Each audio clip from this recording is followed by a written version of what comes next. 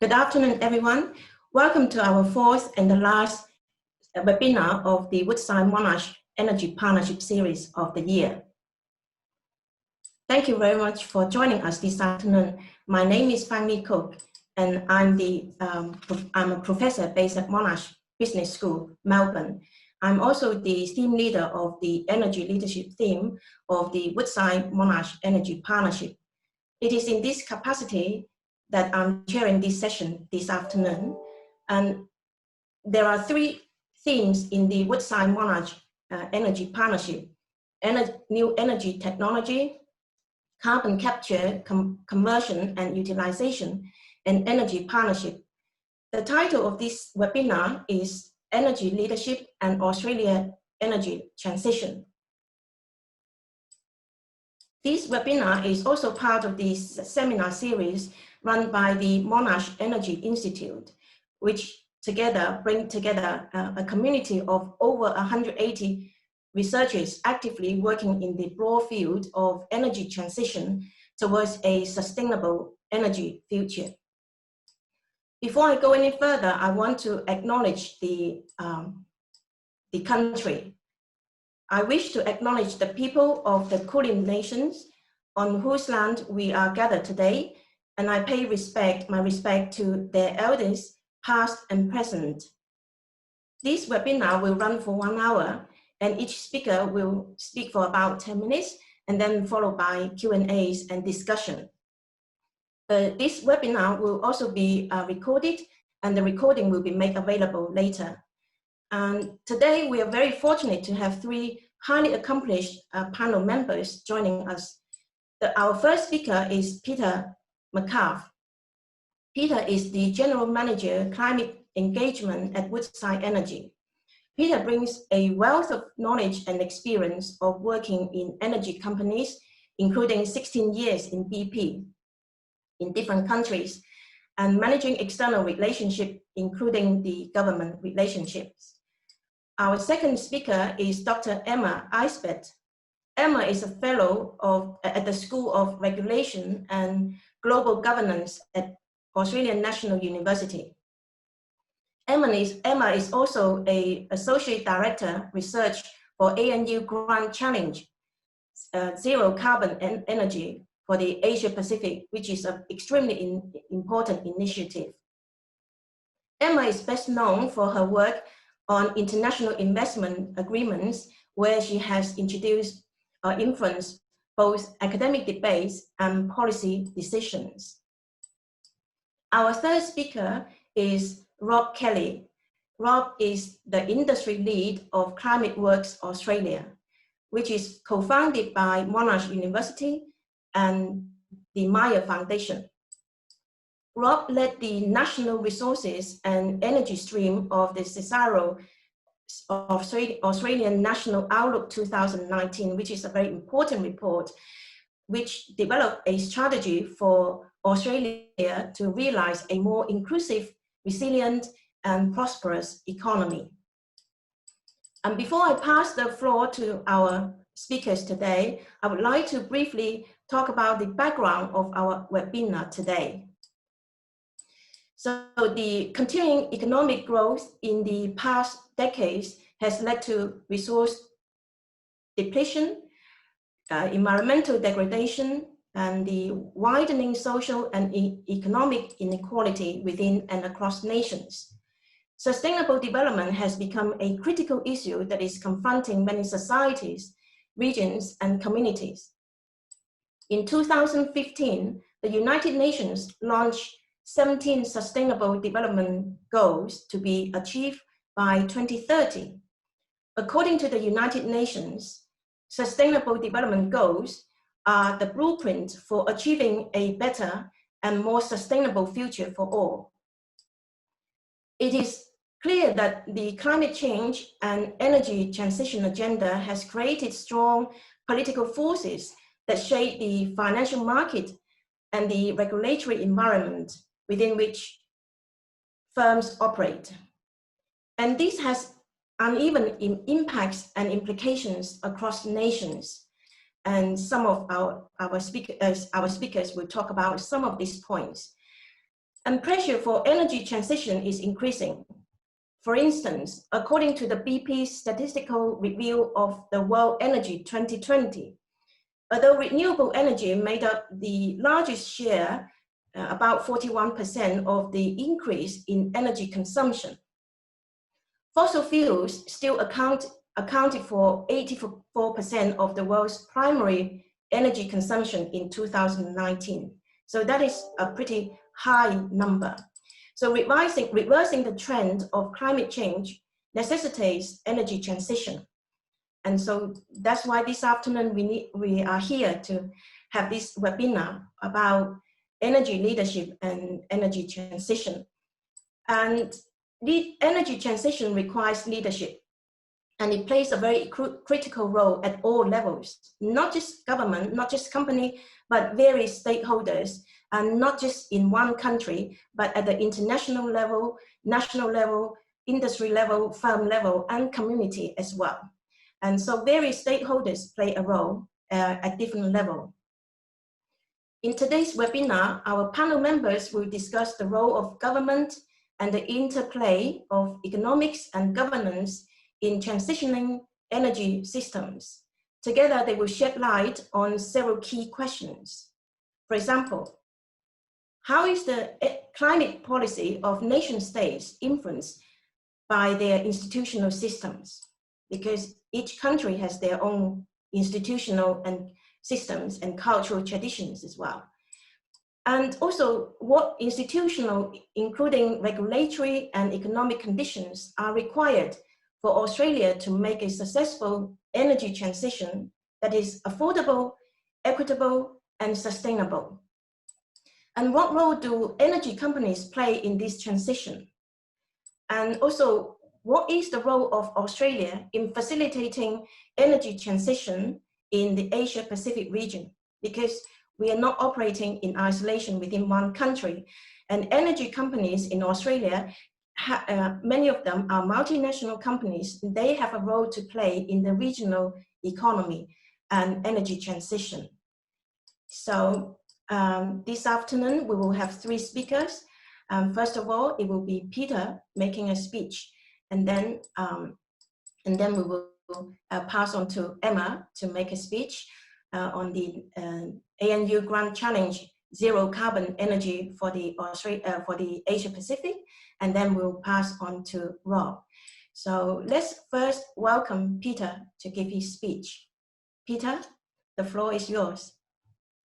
Thanks, Fang. Thank you for that introduction. And let me just actually begin by acknowledging that I'm joining you from Perth, and I've got the beautiful Swan River behind me. And of course, this is 𝗦𝗽𝗲 country, so I'll also just acknowledge the traditional owners of the land that I'm joining you from, and their elders past and present and emerging. Fang, look, it's been a real pleasure working with you in this Woodside Monash Energy Partnership with the co-theme leaders on the energy leadership theme. And hopefully today we talk about some of the projects we've been working on under the partnership. But let me start by saying that we do often think of leadership through a public policy lens and as being something that governments do. And of course, that's something we should talk about today, but I wanted to try and extend that leadership to include business sector leadership as well, but also personal and community leadership. And the overarching theme that I want to try and touch on is normally leadership's about trying to make things clear and simple, but there's a danger with climate change, I feel, that some of the dialogue is going a little bit further than becoming clear and simple, and it's becoming simplistic. And we need to, as leaders, be prepared to stand up for some of the complexity, the diversity of solutions that are needed in order to address climate change, and not get locked into a binary sort of for and against simplistic argument in our search for climate solutions. So that's sort of the overarching theme, and I'll try and address that in 4 points. Firstly, that we have to act now. Secondly, that we have to succeed on climate change as well as, and not instead of, economic and social goals. Thirdly, that diversity will be critical because there are many pathways to decarbonisation. And fourthly, that acting is about all of us. It's not for someone else to fix climate change, it's for all of us to take action. So as I move through those 4 themes, let me start firstly with acting now. And of course, ambitions for net zero in 2050 or thereabouts are increasingly being adopted by countries and businesses, Woodside included. And they're useful, they set a useful direction. It's a light on the hill to guide us. But of course, 2050 is too far away to judge progress in the near term. And if you've just got a 2050 target, it's a bit like setting out to climb Mount Everest and just going for the summit and not paying any attention to the base camps along the way. And a staged approach is clearly better. And 2025, 2030 targets are actually a better guide to the immediate actions we need to take and to allow us to judge their effectiveness. I think the advantage of a staged approach also is it helps us to unpack the diverse nature of climate solutions, which are going to change through time. And the actions that are needed to help us achieve near and medium term targets are likely to be different to those that allow future leaders to close in on net zero and go beyond it. I'll give an example. Next year, at some point, I've got to buy a car for my daughter to learn to drive as she turns 16. And the budget's not going to stretch to a Tesla. But of the technology choices that are available, there is still a wide range of greenhouse impacts from them. Large cars, small cars, old cars, new cars, maybe even a hybrid car. I don't expect that any of those technology choices will still be on the market in a significant way in 2050. Just like none of the technology choices that would have presented me 30 years ago in 1990 are still on the market today. But it doesn't mean that those choices today don't make a big difference. Every ton of greenhouse gas that doesn't get emitted is moving us in the right direction. So I'll come back to this later on to talk about some of the actions we can take in the near term on the way to 2050, even though maybe they won't be the same solutions in 2050. But let me first turn to my second point, which was about taking a broad view of sustainability. And simply put, if climate action is in conflict with economic and social well-being, we have much less chance of successfully achieving it. And the movement for a just transition is one response to precisely this point. And so are the United Nations Sustainable Development Goals, which incorporate tackling energy poverty and ensuring access to decent work alongside climate action and other aspects of sustainability. One of the projects, Fang, that we've worked on within the energy leadership theme is a life cycle assessment of the production of green hydrogen. And clearly, green hydrogen is unambiguously part of a net zero future. But there are choices in the way that it's produced, such as the sources of power componentry and the source of water, that make a difference to its overall sustainability performance, including its economics and costs, which is an important and valid part of making sure climate action is successful. One of the reasons why Woodside sometimes references the International Energy Agency scenarios is that they also adopt a rounded approach. The IEA Sustainable Development Scenario, which is fully aligned with achieving the goals of the Paris Agreement, is also derived from Sustainable Development Goal 7, ensuring universal access to modern energy, and Sustainable Development Goal number 3, which is about reducing the severe health impacts of air pollution. That rounded approach provides us with really useful guidance on how countries can navigate competing challenges successfully. And it also explains why Woodside, for example, is very confident that LNG demand will remain strong in a Paris compliant world in some countries and in some applications where it can help meet those goals. That takes me on to my third point, that there are diverse solutions to climate change. And really, you only need to open the reports of the Intergovernmental Panel on Climate Change, including their 1.5 degree report, to see the many pathways that they have charted towards achieving the goals of the Paris Agreement.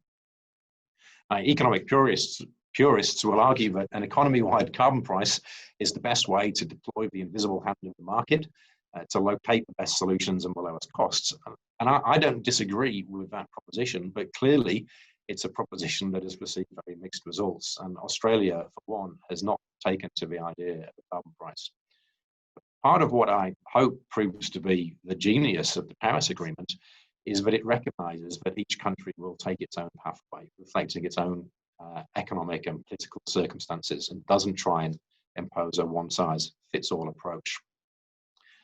Another of the projects that we've undertaken under the energy leadership theme of the Monash Woodside Energy Partnership is about analysing change for a lower carbon world, and it looks at the different approaches taken in different jurisdictions.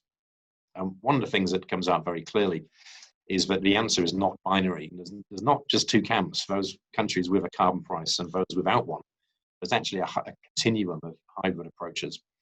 And one of the things that I'm interested to see as that project continues to develop is whether it supports my hypothesis that whilst we might not have a single unitary economy-wide carbon price, we can observe that our attempts to take climate action become more inefficient the further away we get from that ideal. That is to say, the more we slice our economies up into subnational provinces or into economic sectors and try and take different approaches in those smaller units, the harder it will be to efficiently achieve least cost abatement. But if we're in a hybrid policy environment, when we think about energy leadership, there's three questions that I think we can ask of public policy leaders. And the first one is the policy increasing or decreasing the cost of abatement? And primarily that's about the efficiency of regulation and its ability to allocate resources across the economy. The second question is policy accelerating or slowing down the energy transition? And a third question is, how effectively does policy focus on dealing with what you might call the legacy, the non-transition section of the economy, and not just focus on the new technology? And as an example of that latter point, what I'd like to do now is just share my screen. You'll just bear with me while I do that. What I'm bringing up to show you now is a page on the Australian Energy Market Operator's website. It's the data dashboard from the national electricity markets of the eastern coast states. And it's the fuel mixes in real time that are being used to create power in the eastern states of Australia. We're looking at New South Wales at the moment. And you can see that around 22% of its current power mix is renewable. 78% is black coal. Queensland, 74% is black coal, with the remainder being renewables. In Victoria, 78% is brown coal, with the remainder being renewables. But in South Australia, it's a very different situation, with 55%, it looks like now, being renewables, 5% of battery, and 40% natural gas. What that shows is that all of those states, particularly New South Wales, Victoria, and Queensland, have got very similar performances on renewables. But the distinction with South Australia isn't just that South Australia has got more renewables, but also it's got a different mix in the fossil fuel sector. And the gas generation that it's using will have a significantly better performance on the greenhouse terms than either the black or brown coal in Victoria, New South Wales, and Queensland. So we should be looking at all of those aspects of the economy and not just focused on what's new and next. My final point, the fourth point, Fang, is really about leadership and inclusion. And this point that climate action isn't for somebody else to do, it's for all of us to act collaboratively, because we all benefit from the energy. We're all using energy for a reason, and greenhouse gases are the disbenefit, but there are many benefits. But that doesn't feel like the state of climate change discourse that we've experienced in recent years, at least here in Australia. And sadly, I can't imagine a worse context for achieving the challenging goal of climate action than the divisive and simplistic nature of social media, or the intolerance of cancel culture, and this inability to reach out to other people, new solutions to people that we perhaps didn't expect to agree with. I think we all really have a leadership role to play here. On this webinar, speakers as well as the audience, are all leaders in our groups, in our families, our friendship groups, and we can take that stand for the free and open exchange of ideas and for tolerance of different perspectives. I think another thing we can all do as personal leaders, but also as organizations and as businesses, is we can act by doing. And that's why Woodside's recently set new near and medium term targets for our scope 1 and 2 emissions, which we're doing on an equity basis, which means that we can just get on with them unilaterally and not have to work through at the pace of our joint venture partners. Government is similar, and we started by saying that we look to government for leadership in public policy space, but of course government is also a significant part of the economy in its own right.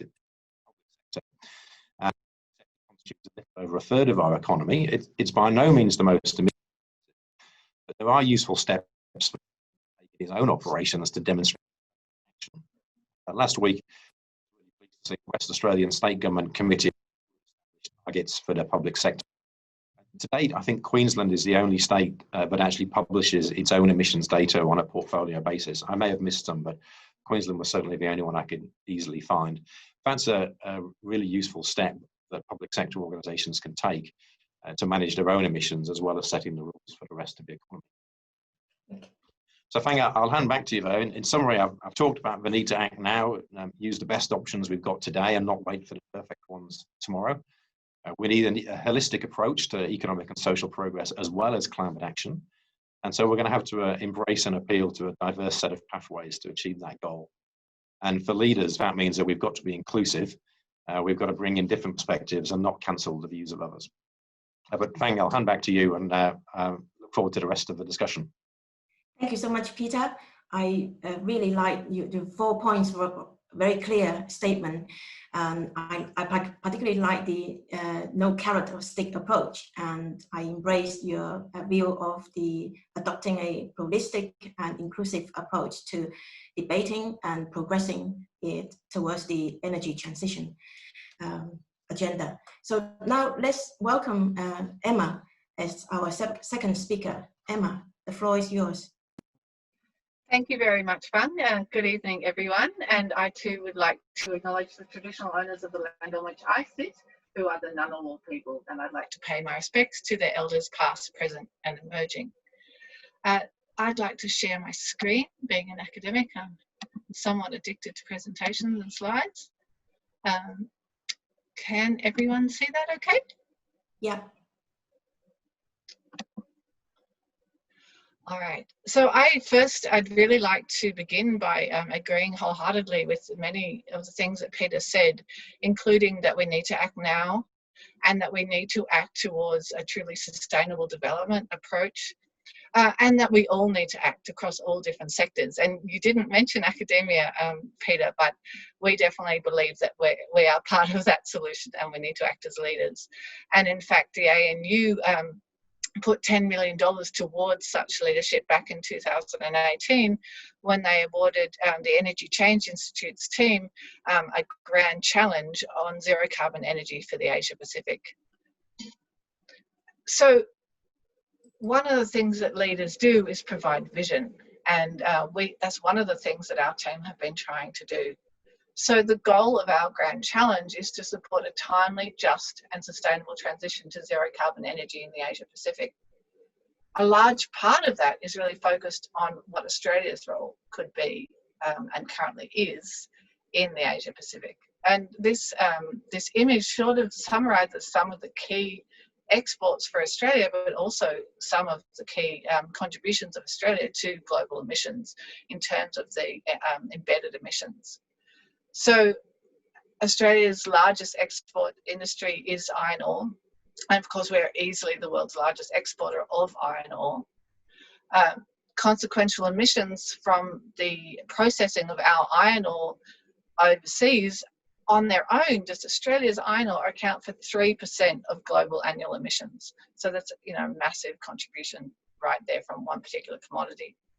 Our thermal coal exports, our aluminium ores, all some of the biggest, if not the biggest in the world. Same goes for our LNG.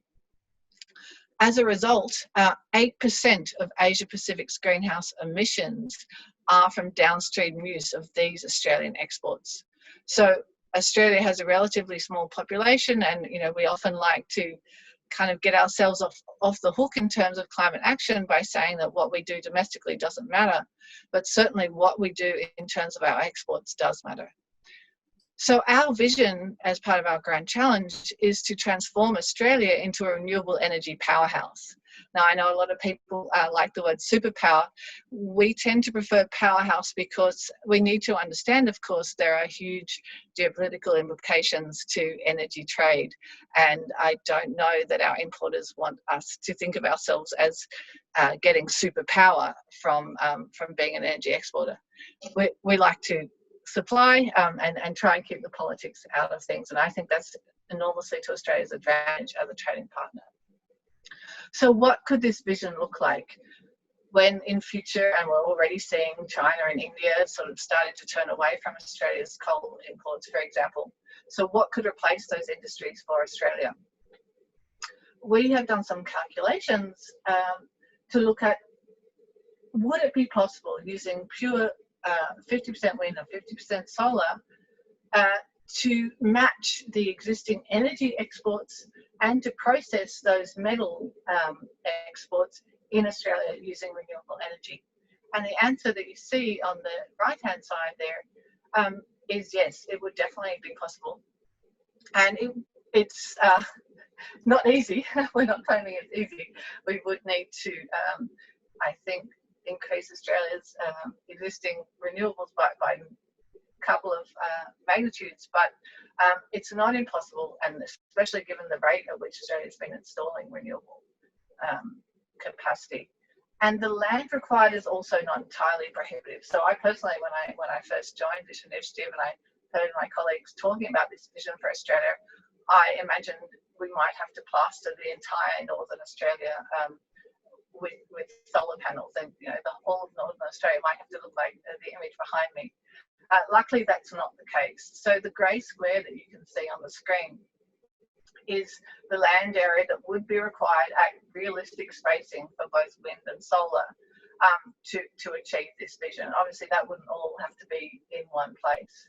To give you an idea of that, that's about a third of the amount of area that's currently used for dryland cropping, about a sixth of the area that's currently used for improved pasture in Australia. So not disproportionate to other major land use export industries. So another thing that leaders need to do is they need to motivate people behind their cause and see, why is this a good vision to have? And so our motivation for having chosen zero carbon energy for the Asia Pacific as our grand challenge is kind of threefold. Firstly, the Asia Pacific is pivotal. 65% of projected energy growth in the coming decades is going to happen in our region. Essentially, efforts elsewhere are wasted unless we can decarbonise Asia's growth. Similarly, as I have mentioned earlier, Australia's traditional energy exports, particularly coal, are in the firing line sooner or later, to a lesser or greater extent. And so we need to sort of think about our future export earners. Thankfully, Australia is well placed to support an efficient energy transition in the region. We have the geographic proximity, obviously, we have the natural resources, we have the land, we have the wind, we have the sun, very much so. We have human capital and good governance, and as our partners here at Woodside are a great example, we also have an incredibly successful track record of energy trade and investment in Australia, exporting, and also throughout the region. So we kind of have the whole package here in Australia. The other motivation is, of course, this is really an opportunity for sustainable growth and high quality jobs. So this is growth in rural and remote areas. It provides opportunities for Indigenous communities, and we're helping future-proof Australia's energy exports and value add potentially. If we start, rather than just exporting our iron ore and our alumina, to actually process them here in Australia. So our grand challenge consists of 5 different projects. The first of these is Indigenous communities. So our team are working with Indigenous leaders, including Peter Yu, who has joined ANU recently, who's from the Pilbara himself, to work out how can we really get a new paradigm in terms of involvement. How can we seize this as a truly sustainable development opportunity for the Indigenous communities? Because as the map that's a little bit small at the top of the page shows, the best renewable energy resources in Australia are on, which are mainly a lot of them in the northwest, where you have the combined wind and sun, and also throughout much of Central Australia and Northern Australia, we have incredible solar resources. There's a lot of native title, a lot of traditionally owned lands there. So this is a huge opportunity that we need to make sure that we capture. Part of that is making sure that communities are genuinely informed and can themselves play a leadership role in this transition and not just be handed or needing to take the deals that are offered to them. And part of that, of course, is also governance frameworks. So we don't want these opportunities to be captured or corrupted the way they can be in all sorts of communities around the world. We need to make sure there is governance so that we get widespread and sustainable benefits. Another, perhaps the biggest project in our grand challenge is actually our what we sometimes refer to as our hydrogen fuels or hydrogen and ammonia project. So hydrogen, obviously a big topic in Australia. As Peter said, there are many different ways to make hydrogen. And some of the things that we're working on is figuring out how do you measure exactly what the impacts of those different pathways for making hydrogen are? How do you certify what the embedded carbon emissions in that hydrogen is, so that we can access market premiums for our clean hydrogen in premium markets, including Japan and Korea and also in Europe. And so we're also calculating what are the different trade-offs. You know, what is the implication? Are we simply shifting, if Japan is buying ammonia and co-firing that in their coal-fired power stations, are we simply shifting emissions from Japan to Australia and leaving Australia with a more difficult time to meet its international commitments? And we're also looking at actually, you know, there's already technologies out there in the market that can make hydrogen, can make ammonia reasonably close to the current SMR prices, but that in the future we're going to be looking towards technologies that are even more efficient, both in terms of economics and in terms of material flows. Okay, Emma. Am I up for 10 minutes? All right. Our Yeah, three projects: green metals, renewable energy systems. Our other two projects. And finally, I just want to mention that part of this, and a thank you to the Monash and Woodside Energy partnership, because you're doing a great example of this, is leaders not only innovate, they also reach out across sectors and across disciplines. And this is a great example, so thank you for the opportunity. Thank you so much, Emma. Sorry, I have to cut you short because we are running out. That's okay. I forgot to turn my timer on. Apologies. It's all right. It's very interesting. And you have laid out some of the key opportunities that Australia can take advantage of in the coming decades as the world transitions towards a low carbon economy. And we'll come back some of the points later. But now let's welcome Rob as our last speaker, but not the least. Rob will talk about the Australian Industry Energy Transition Initiative, for which Woodside is a partner. Rob, the floor is yours. Brilliant. Thanks so much, Fang. And I'd also like to start by acknowledging the Wurundjeri people of the Kulin Nation, where I am today, and pay my respects to their elders, past, present and emerging. Really exciting to be on this panel and to hear from Peter, Emma and Fang so far. Such an important topic at a critical time. As mentioned previously, I'm industry lead at ClimateWorks Australia. So my work focuses on all aspects of industry decarbonisation with a focus on net zero emissions. And ClimateWorks is a not-for-profit organisation which is focusing on bridging the gap between research and climate action, and is based at Monash University's Sustainable Development Institute. Now in this role, I'm Program Director of the Australian Industry Energy Transitions Initiative. And this initiative convenes heavy industry companies like BHP, Woodside, Wesfarmers, Fortescue, Orica, BP, as well as the finance sector and energy supply and service companies, really focused to accelerate informed action towards net zero emission supply chains by 2050. Now, this is incredibly important because heavy industry is incredibly important for Australia and the rest of the world to achieve climate goals and limit warming well below 2 degrees, aiming for 1.5 degrees as set out in the Paris Agreement. Industry is obviously a hugely emissions intensive part of the economy. And in the initiative, we focus on 5 supply chains, which are steel, aluminium, other metals, LNG and chemicals. Now together, these sectors account for over a quarter of Australia's total emissions, and that's from direct emissions and also emissions from energy, from electricity use. And as we can see, these sectors are also hugely important for the economy. And they account for about half of about $160 billion in exports, which is about a half of Australia's total material exports. And we'll continue to need these commodities. So we'll continue to need steel, we'll continue to need aluminium, fertilizers, plastic and other metals products. And in some cases, we'll need a lot more if we're to build the infrastructure that's needed for decarbonisation. But alongside this, I mean, Australia is very important for global supply chains for these areas of the economy. We're the world's largest exporter of iron ore, the largest producer of bauxite, largest exporter of alumina, largest exporter of lithium, and also one of the largest LNG exporters. So clearly Australia plays an important role, not just for our own emissions, but for the emissions of these heavy industries worldwide. Now, at the same time, there are some real challenges in decarbonising heavy industry. In fact, industrial emissions are generally seen as among the hardest to abate alongside some heavy transport sectors. Generally, what we see is there's fewer options to reduce emissions. Often these are in earlier stages of research and development. And there's greater commercial challenges for these sectors, given we've got particular margins and large capex required for plant and solutions. And also significant implementation challenges around large-scale infrastructure and shared networks.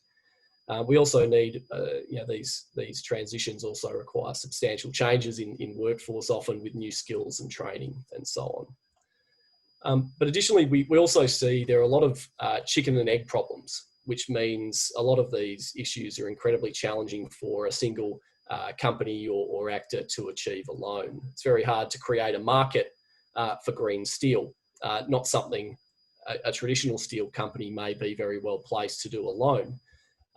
First of all, you need demand for that product, green steel as opposed to brown. We also need the infrastructure in place to supply, transport new fuels like hydrogen as an input. We need secure supply chains for inputs so production can be done reliably. And we need finance to be able to deploy the capital needed and at scale. But despite these challenges, I think there are real reasons for optimism. Increasingly, we're seeing these challenges more so on action, leadership and coordination rather than technology and economics. In fact, the Energy Transitions Commission, who we work very closely with, released a report in 2018 called Mission Possible.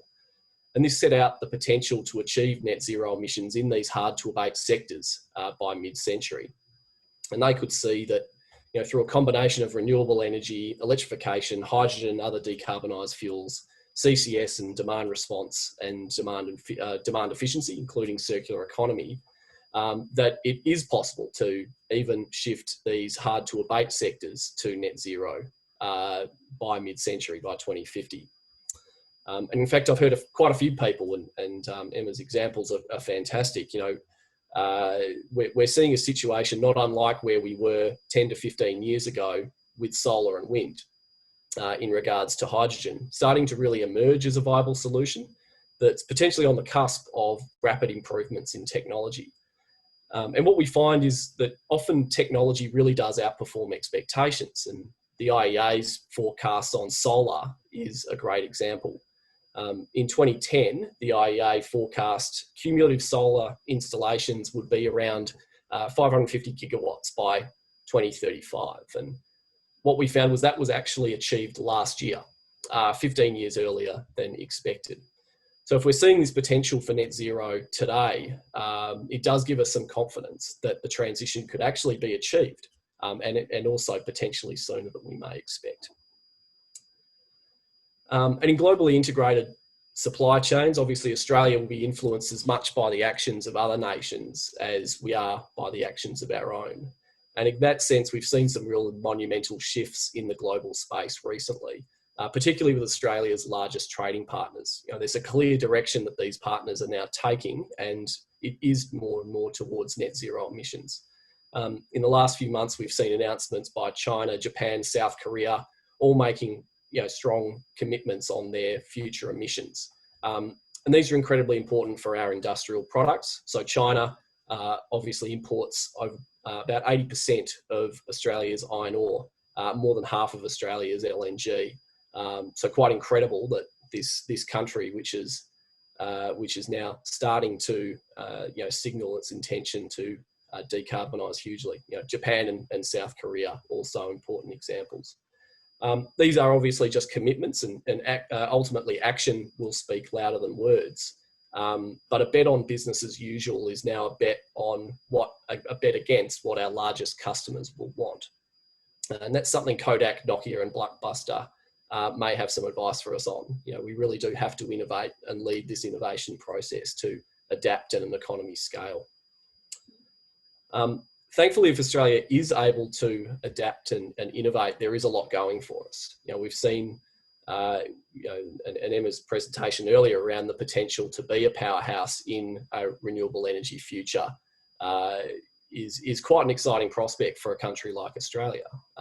This chart I particularly like. It shows combined wind and energy resources around the globe. And when we look at how Australia and large parts of Australia do stack up against these global regions, we can clearly see that Australia has something incredible in terms of its natural resources. But not only that, we do have abundant mineral resources, project finance capability, engineering capability, and existing trade relationships and proximity to Asian markets, which will continue to be important in Australia's place in these supply chains. So how does Australia go from a high emissions intensity exporter to a low carbon superpower? We clearly need to undertake an extraordinary transition within a very short period of time. Action is needed, and that's where the Australian Industry Energy Transitions Initiative plays an important role. And what we're seeing is industry are joining this call to action. So far we have major industrial organisations from across heavy industry, miners, metal producers, energy companies and infrastructure owners, who together represent about 14% of Australian industrial emissions, have now joined the initiative and focused on this goal of net zero. And extraordinary leadership is needed from private and public institutions, regions and countries. But leadership, as was put earlier, really requires collaboration. I like this quote from 𝗻𝗲𝗷𝗲𝗍, who's the executive director of the International Energy Agency. So despite giving them a hard time over their solar projections, I think this point by their executive director really does sum things up well, in saying that what we need is a laser-like focus on bringing down global emissions, which calls for a grand coalition, and that must encompass governments, investors, companies, and everyone else who is committed to tackling climate change. This will really be the test of business, governments, academic institutions over the coming decades. The key questions is how much of a priority is climate change for your organisation? Do you have a laser-like focus on addressing this issue? Are you part of this grand coalition, and what role do you need to play? This is essential as the world is moving, and unless there is strong leadership, Australia is at risk of being left behind. But it is time for Australia and our industry and businesses and academic institutions really to be leading this, given the opportunity in working together. The research is telling us more and more that the energy transition is less of a challenge of technology and economics, although these are certainly essential. Much more of a challenge will be on the leadership, coordination and action, and this is where we'll be having a clear focus for the work we do on the initiative.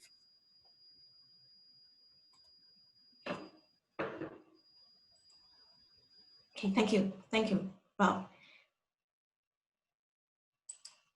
Thanks so much, Rob, for a very engaging and vivid description of the current economic situation of Australia and what it will take for the country to remain competitive in the process of energy transition to combat the negative impact of climate change, and for Australia to participate in the global economy and global development. So now I would like to open the questions to the floor. There have been several questions coming in the Q&A box and also in the chat box.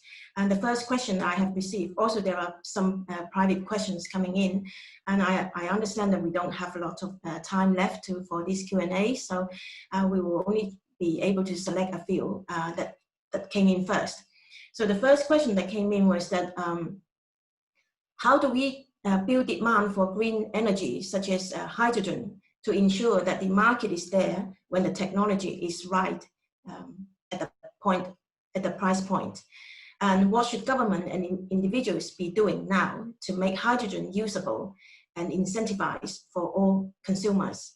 So I guess this question, or actually these two questions as a set of questions, are kind of directed to all speakers. Would Peter like to give the answer first? Oh yeah, thanks, Fang. It's a great question, isn't it? Because it makes the point that the market is something that we need to develop alongside with the production. You need someone to buy the product. You can't just make it. I think there's a couple of things that we could say.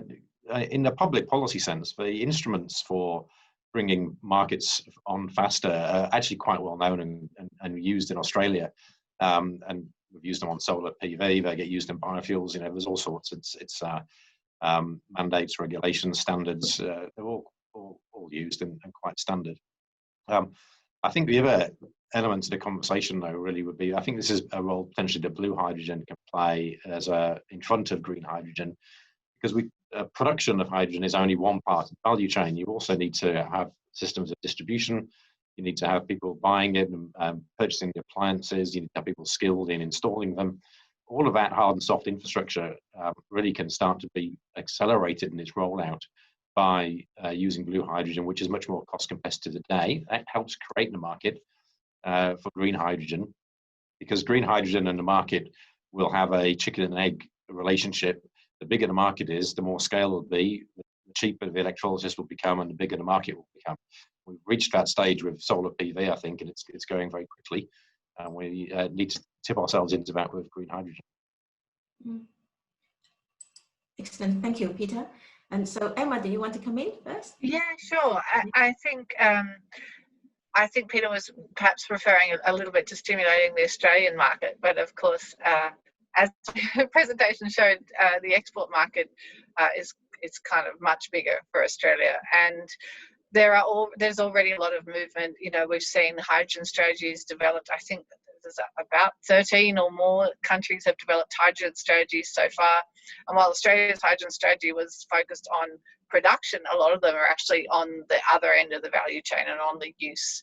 And so Australian government is already in dialogue with the German government and with the Japanese and the South Koreans.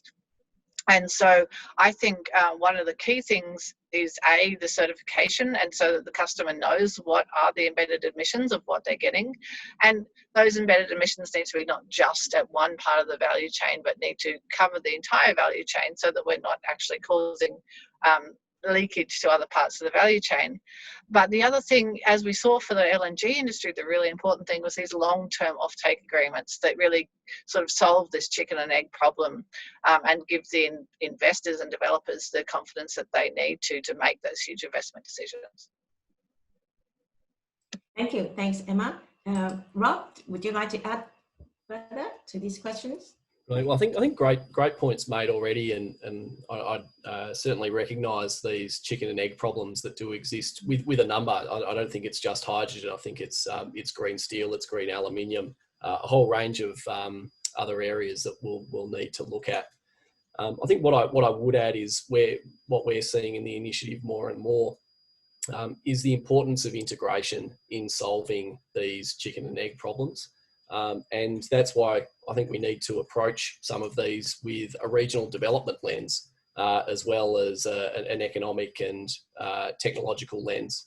What we're seeing is, there's a lot of win-win benefits in integrating these energy transitions effectively with, alongside an industry transition.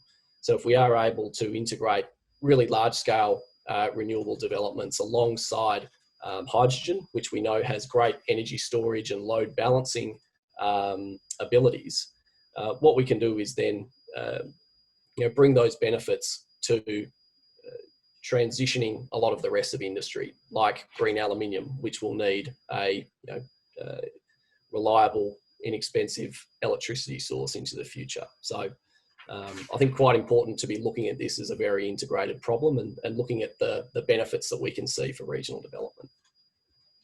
Yeah, thank you so much, Rob. Yeah, it's a very comprehensive answer, because energy transition is really a big question that covers many stakeholders, not just the producers, but also the consumers.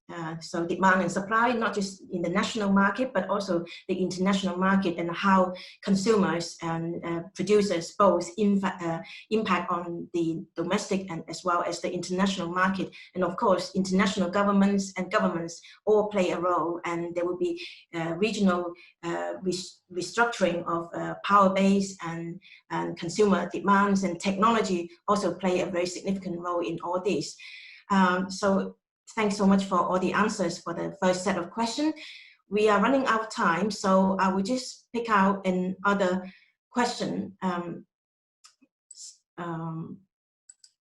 The question is about, sorry, it keep moving on my slide here. So it's talking about how to address the conflicting vision of destructive justice. Many people still rely on fossil fuel industry, right? And also the intergenerational justice. We need to act quickly to minimize the impact of climate change. So this is the set of tension. So how do we address this conflicting vision? On the one hand, people need to rely on fossil fuel, but on the other hand, we need to kind of make change to minimize the impact of climate change. And how do leaders should take a lead on this? So maybe very quickly, 1 minute for each person to give the answer. So shall we swap around this time? And would Rob would like to answer first? Yeah. Yeah, no, I think there's a lot to this question. Not sure I'll be able to give it justice in enough time. I think while I do think there is an intergenerational aspect to this, certainly. The people who will be feeling the real impacts of climate change are the very young. They're not affected by people in the decision.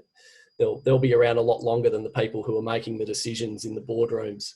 But I do think there are, if we can have long-sighted leadership, I think we can have long-sighted solutions. And I think that's why I'm particularly interested in what's emerging from the institutional investors at the moment who are investing for the next generation. Australia has an incredibly large superannuation industry. It's many times, it's multiple times our GDP, and this sector is looking to invest over a much longer time horizon than a lot of traditional investment.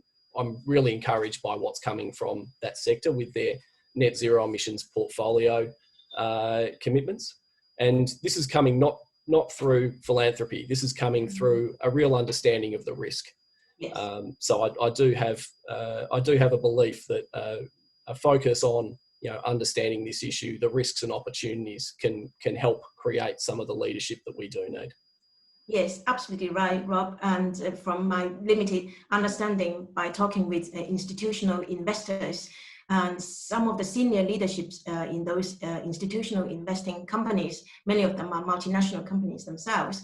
The younger generation of the leaderships are really, really aware of the climate change issues and the need for sustainable development. They are making very strategic decisions in where they invest. And so it is very progressive and very promising. I totally agree with you, Rob. So Emma, a quick point. 2 points as an economist. One is there's good evidence showing that if countries that have good safety nets and good pathways for transition for workers, there's much bigger support for things like trade liberalisation, for example, which result in similar sort of structural change. So although identity and what you've been doing your whole life is, a hard thing to change, government support and comprehensive policies can actually really help in relieving the pain and therefore making it easier for people. The other thing I would say is, seize the opportunity. We know that economic downturns are the most efficient time to make transitions. We're in one of those right now thanks to COVID, so we shouldn't squander that opportunity. Yes, I totally agree with you as well, Emma. And so really in a number of countries are now beginning to make large investment to help the green recovery. So making the best use of the opportunity of COVID-19 recovery by making investment in the green economy area. So it's really a lot of opportunities there. And so, Peter? Thanks, Fang. Well, very quickly, I wouldn't add much to what Emma and Rob said, but I think this question goes to the heart of what we've been talking about, leadership and the complexity of this challenge. It's not the challenge to reduce emissions, it's a challenge to reduce emissions whilst continuing to sustain economic and social well-being. And if we make those a choice between us, then I'm not sure that we're going to be as successful as we need to be on any single one of them. The UN Sustainable Development Goals are a great attempt to bring all these together. I think the emerging work, great body of work now on just transition that we've talked about, Fang, a bit, and that's just going to keep growing and more work to come on it.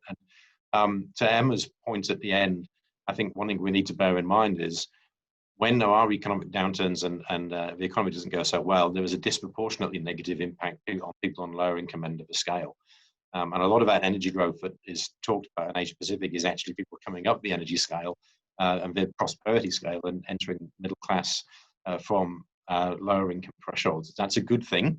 What we have to do is find a way to walk and chew gum at the same time, as the saying goes, make sure we get the economic and the energy that gives people prosperity and standards of living in a way that is also decarbonized. It's complex, but that's what the challenge of the leadership is. Yes, yeah, thanks a lot, Peter. You're absolutely right. Yeah, there is a lot of challenge ahead, but we must act now. So I would like to thank all the speakers for their strong support for the Woodside Monash Energy Partnership and this webinar by sharing their thoughts and wisdoms, as well as some of the latest research findings. But of course, this research finding is not just pure academic research, but research with a lot of applied implications and relevance to the world. By engaging in some of the world real-life phenomena. And before I would like to thank everybody for participating in this event, but before I announce the end of the event, I would like to invite Professor Paul 𝗲𝗲𝗍𝗲, who is the Director of Woodside Monash Energy Partnership, to give you a very brief overview of the partnership's activities in the past year and what we have in our pipeline, in our next year's activity and plan. Paul? Thank you very much, Fang. First, can I just congratulate the panel tonight and yourself for hosting it for a superb webinar. I think it was really insightful and informative and helps to describe the work that we're doing with Woodside on the energy leadership. So we've had over the last 4 months the pleasure to have 4 webinars dealing with some of the overview as well as the new energy theme, the decarbonization theme, and the energy leadership theme. And I think we've had fantastic attendance at all of them. And we thank people who have attended for their participation in that. It's been very informative and very useful. And we certainly don't intend to drop the ball right now and say, right, that's it. We're only getting started. And we have very ambitious plans for 2021 and beyond as we work with Woodside in this decarbonization journey. So plans that will include speakers from both Australia as well as abroad, dealing with perhaps more focused issues around the decarbonization transition, as well as perhaps more general policy and regulatory issues as well. So please stand by, keep tabs on the MEI website. And I would thank MEI for hosting this series. We're running under the MEI event series here. So I'd like to thank them, and please keep tabs on their website as well as our own website for announcements of those events. So we're certainly very excited about the partnership, and we look forward to helping Woodside accomplish their decarbonization goals. So with that, thank you all for attending, and see you early next year. Thank you so much, Paul. And thanks again, everyone, for participating in our event. And I'm sorry that I've not been able to address all the questions because we have too many questions and not enough time. I wish everybody a very happy end of the year and a very prosperous new year. Thanks a lot. Thank you. Bye, everyone.